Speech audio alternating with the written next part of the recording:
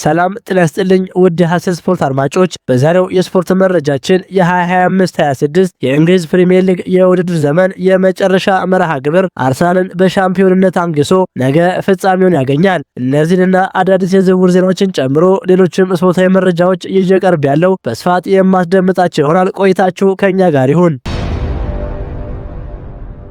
ከማርከስ ራሽፎርድ ጋር ድጋሚ መጣመር እንደሚፈልጉ የሚጠቁሙ መረጃዎች እየወጡ ሲሆን ራሽፎርድ ሁለተኛው ፊጎ ሊሆን እንደሚችል እየተጠቆመ ይገኛል። ጉዳዩም ትልቅ መነጋገሪያ ሆኗል። የቀድሞ የማንቸስተር ዩናይትድ አሰልጣኝ ጆዜ ሞሪኖ ወደ ሪያል ማድሪድ ለመመለስ መቃረባቸውን ተከትሎ በባርሴሎና ቤት በውሰት ዓመቱን ያሳለፈውን ማርከስ ራሽፎርድን ወደ ሳንቲያጎ በርናባው በመውሰድ በታሪካዊ ባላንጣዎች ሌላ ትልቅ የዝውውር ውዝግብ ለመፍጠር ማቀዳቸው ተሰምቷል። በኦልትራፎርድ አብሮት የሰሩትና ለተጫዋቹ ትልቅ አድናቆት ያላቸው ጆዜ ሞሪኖ ዝውውሩን ለመጥለፍ ፍላጎት አሳይተዋል ተብሏል። የዝውውር እውን የሚሆን ከሆነ በስፔን እግር ኳስ ታሪክ ትልቅ የመነጋገሪያ ርዕሰ ጉዳይ መሆኑ የማይቀር ሲሆን የሉዊስ ፊጎን ታሪካዊ ክህደትም የሚያስታውስ ይሆናል። በ2000 ፖርቹጋላዊ ኮከብ ሉዊስ ፊጎ ባርሴሎናን በድንገት ጥሎ ወደ ቀጥተኛ ተቀናቃኛቸውና ባላንጣቸው ሪያል ማድሪድ ባደረገው ዝውውር የባርሳ ደጋፊዎች ይሁዳ በሚል የጠሩ ሲሆን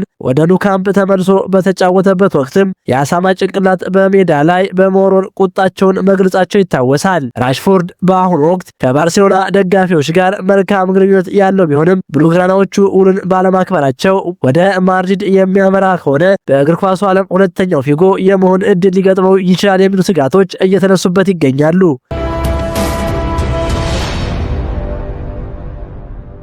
ሊቨርፑል ከግምገማ በኋላ ከአሁኑ አሰልጣኝ ጋር ለመለያየት የሚወስን ከሆነ ኢራኦላ እንደ ዋነኛ ተተኪ እየታሰበ ነው።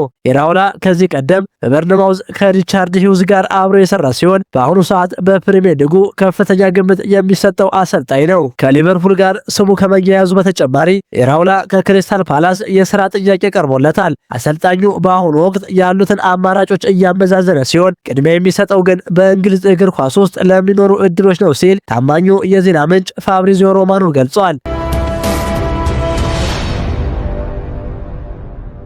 ማንቸስተር ሲቲ ከአሰልጣኝ ፔፕ ጋርዲዮላ ጋር መለያየታቸውን በይፋ አስታውቀዋል። አሰልጣኝ ፔፕ ጋርዲዮላ በማንቸስተር ሲቲ በ10 ዓመታት ቆይታቸው 20 ዋንጫዎችን በማንሳት ስኬታማ ጊዜ አሳልፈዋል። ፔፕ ጋርዲዮላ በማንቸስተር ሲቲ ታሪክ በርካታ ዋንጫዎችን ያሳካ አሰልጣኝ ሆነው ክለቡን የሚለቁ ሲሆን በእሁዱ የአስቶን ቪላ ጨዋታ ክለቡን የሚሰናበቱ ይሆናል። በቀጣይ አሰልጣኝ ኤንዞ ማሬስካ ጋርዲዮላን ተክተው ማንቸስተር ሲቲን እንደሚረከቡም ይጠበቃል።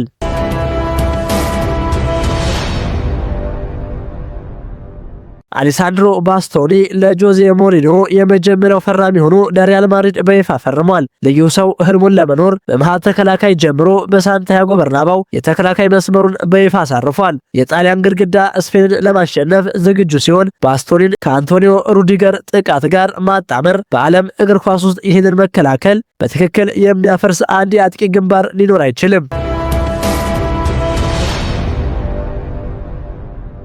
ማንቸስተር ዩናይትድ አሰልጣኝ ማይክል ካሪክን በቋሚነት መሾሙን በይፋ አሳውቋል። አሰልጣኝ ማይክል ካሪክ በቀይ ሰይጣኖቹ ቤት እስከ ፈረንጆቹ 2028 ድረስ የሚያቆየውን ውል የተፈራረመ ሲሆን የ44 ዓመቱ አሰልጣኝ ቡድኑን በጊዜያዊነት እየመራ ከ2 ዓመታት በኋላ ወደ አውሮፓ ቻምፒየንስ ሊግ መድረክ መመለስ ችሏል። በ15 የሊግ ጨዋታዎች ማንቸስተር ዩናይትድን የመራው ማይክል ካሪክ የሊጉ የዓመቱ ምርጥ አሰልጣኝ እጩ ዝርዝር ውስጥ መካተቱ ይታወሳል። ይህንን ገናና ክለብ በመምራቴ ትልቅ ኩራት ይሰማኛል። ባለፉት 5 ወራት በነበረን ህብረት ትልቅ ደረጃ መድረስ እንደምንችል አሳይተናል። አሁንም በአዲስ እቅድ ወደፊት መጓዛችን እንቀጥላለን። ክለቡና ደጋፊው ለትላልቅ ክብሮች መወዳደር ይገባቸዋል ሲል ከፊርማው በኋላ አስተያየቱን ሰጥቷል።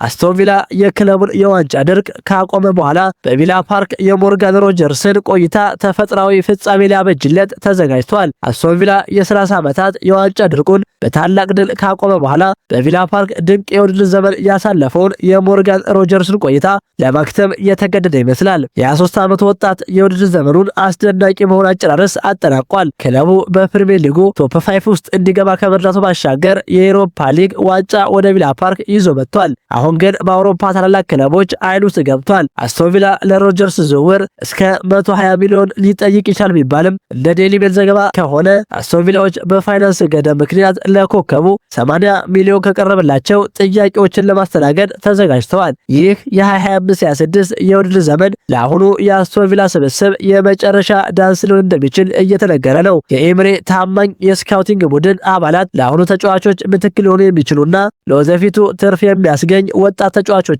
ማሰስ ጀምረዋል። ክለቡን ወደ ታላቅ ከፍታ የመለሰው ስፔናዊው ታክቲሻን ኡናይ ኤምሬ ስሙ ከሪያል ማድሪድና ከሌሎች ታላላቅ ክለቦች ጋር በጥብቅ ሲያያዝ ቆይቷል። ምንም እንኳን ወሬዎቹ አሁን ጋብ ቢሉም ኤምሬ በአሰልጣኝነት ታሪኩ በአንድ ክለብ ውስጥ ለረጅም ጊዜ መቆየት ልምድ የለውም። የቪላን የዋንጫ ድርቅ ማቆሙ ለመሰናበታቸው ተስማሚ ጊዜ ሊሆን ይችላልም ተብሏል።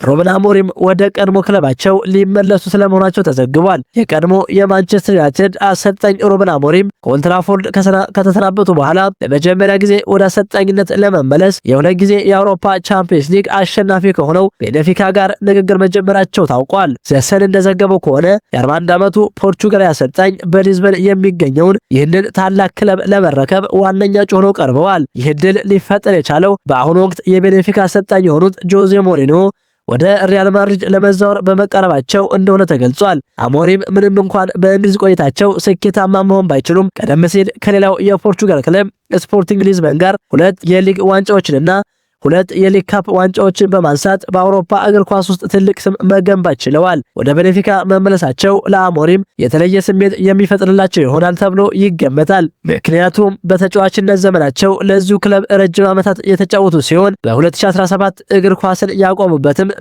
በቤኔፊካ ማሊያ ነበር።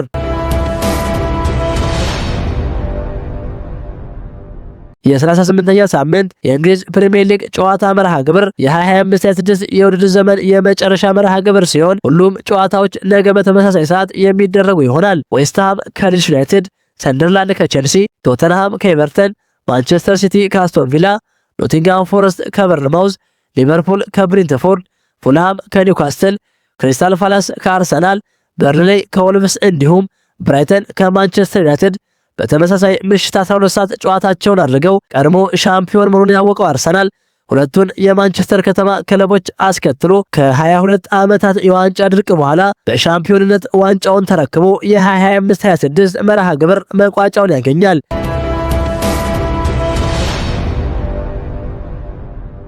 ክቡራን የሐሴት ስፖርት አድማጮች የዛሬው የስፖርት መረጃችን ይህን ይመስል ነበር። ሐሳባችሁን በኮሜንት አጋሩኝ። ለሌሎችም እንዲደርስ ሼር አድርጉት። ቸር ተመኘን።